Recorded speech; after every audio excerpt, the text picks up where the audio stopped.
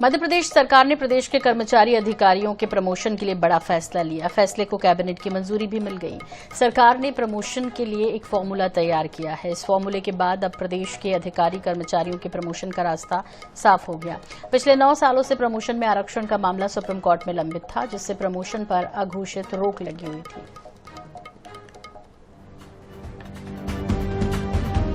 मध्य प्रदेश के सरकारी कर्मचारी अधिकारियों के लिए बड़ी खबर है, जहां प्रदेश में प्रमोशन को लेकर सरकार ने अब नया फॉर्मूला बनवाया है, जिसे कैबिनेट बैठक में मंजूरी मिल गई है।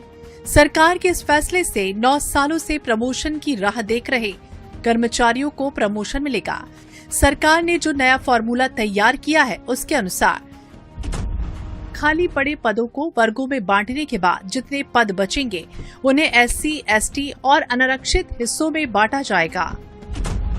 सबसे पहले एससी, एसटी वर्ग के पद भरे जाएंगे, फिर उसके बाद अन्य पदों पर बाकी सभी की दावेदारी रहेगी।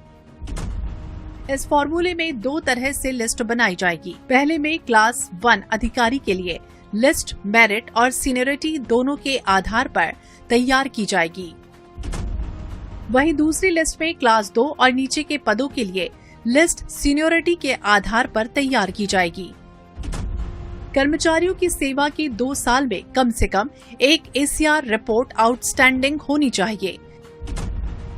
इसके अलावा पिछले 7 साल में कम से कम 4 रिपोर्ट A+ ग्रेड की होनी जरूरी है।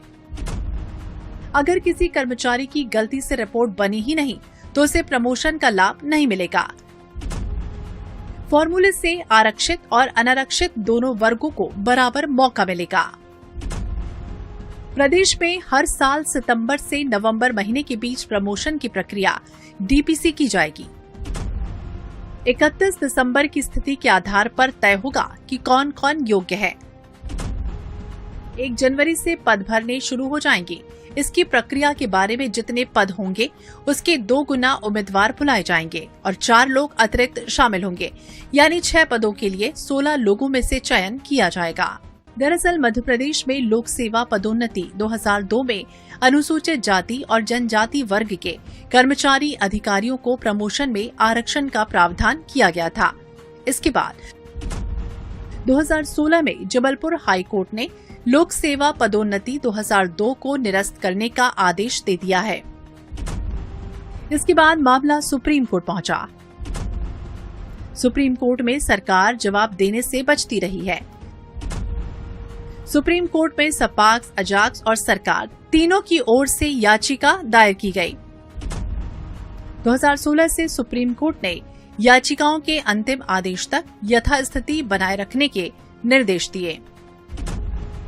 सुप्रीम कोर्ट के इस फैसले के बाद से कर्मचारी अधिकारियों के प्रमोशन के मामले अटके हैं।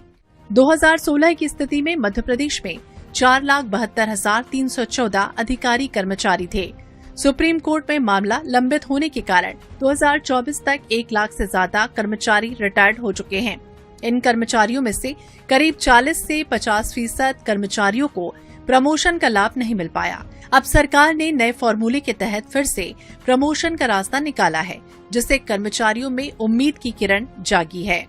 INS 24/7 के लिए भोपाल से अनुराग मालवी के साथ मनीष कांत की रिपोर्ट।